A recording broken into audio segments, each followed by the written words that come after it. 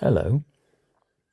This will be a log of the changes of my house and garden as it goes through the seasons, starting with wintertime, just only 2, maybe 3 weeks before, in February. It's now mid-March. Snow lies heavy on the ground. Here in the mountains of what was once known as Bohemia, and to some it still is, certainly to me.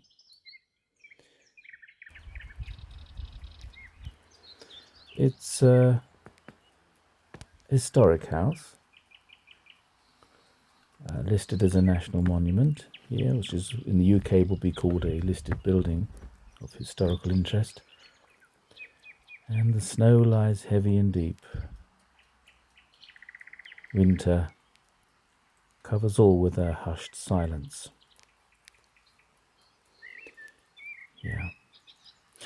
1850s, the house, but actually appears on a map from 1837, so it's a bit older than historical records would suggest, and made with even older timbers from presumably an older house that once stood on the site.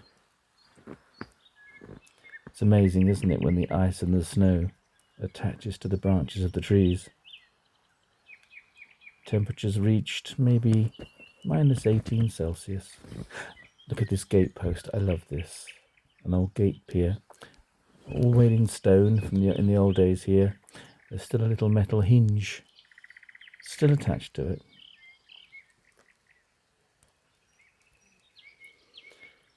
Yep.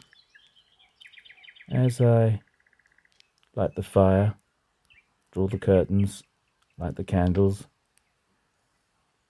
and try and forget, as I'm sure we all are, the events going on in the world at the moment, I must remind myself that spring inevitably always comes, and with it a change of the seasons, and so it is with humanity and the world. Changes will come. This is the river on the opposite side of the road to the house. Beyond is a hill, which it's very beautiful, as you can see, and the hill can only be seen at this time of year, in fact, well, of course, when the leaves are not on the trees.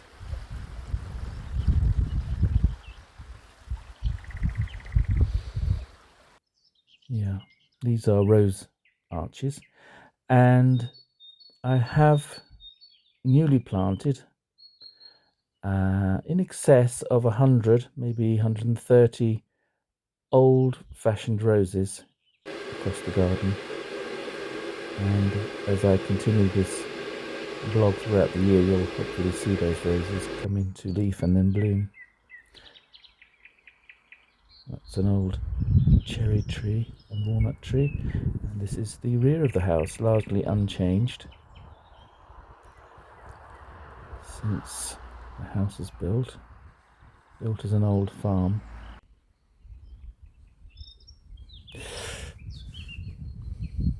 Leaden skies give way to blue skies and sunshine. Welcome sunshine. And this was early March, and now as I speak to you now, the snow has completely cleared, and indeed it's been a couple of beautiful, warm, sunny days. As the sun sets there, amazing skies. Now this clearly is a little bit earlier, maybe a week before. That curious thing in the middle of the lawn is a catalpa tree that's been wrapped to protect it from the severe frosts.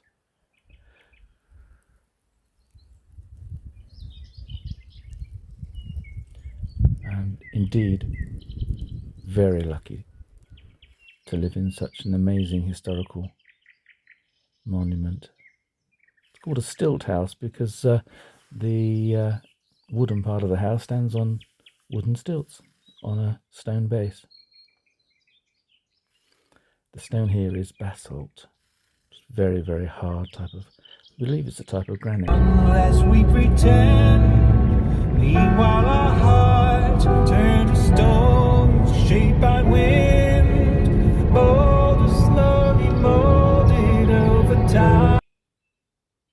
Now look, side of the road. Now, is that or is that not a beaver? Or a very fat otter, but I think it's a beaver. Now those are not beavers. That's Squirrel and Jasper, my dearest, my little fur children. You can see the road was covered in snow. Look at who's soaking up the sunshine. That's Squirrel on the left and Jasper on the right. Their sister Greta is not in shot. I don't know where she is. So named Greta after Greta Garbo, of course, who very much liked to be alone. And so she does. Greta's usually to be found sleeping on a chair separately somewhere. Look at these two. New bird box. I'm hoping to have some small birds this year nesting, and that's an old pear tree, still productive. Planted right next to the house many years before, but doesn't seem to affect the house at all. Someone's flying away to warmer climes. Can't say I blame them.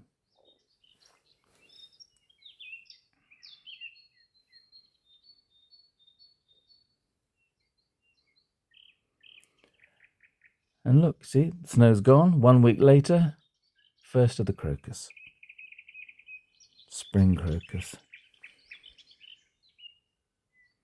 There's always a promise, isn't there? A promise of a sunnier future. These are 3 weeping birch trees that I planted, and that's an old self-seeded ash tree in front of the house there. That's going to have to be pollarded at some point because that will get about 100 foot tall, like the trees on the opposite side of the road. Most of those are ash, you can see there. But this tree here, yeah, that's weeping birch, just hiding the moon there. Now these are some of the old varieties of roses, and these old varieties can be bent down like this in what Sissinghurst Castle Garden in Kent called the Sissinghurst bender. And in doing so, you can see that it buds on the bend, and instead of getting leaves or just leaves, you'll get leaves and hopefully more blooms, more flowers if you do that. You can't do that with modern tea roses, but these old types of roses, Bourbons and Damask and so on and so forth, you can do this too. That silver plant is Stachys, Lamsey as I call it, because it's beautiful soft leaves, and that has little blue spikes of flowers that the bees like. It's a perennial, so it'll come back year after year. There's that gatepost again. Now it doesn't look very inspiring now, does it? But this is a new bed actually. I only created it last year in 2024. There's the hinge look on the gatepost. But I promise you it will have flowers this year, plenty of roses.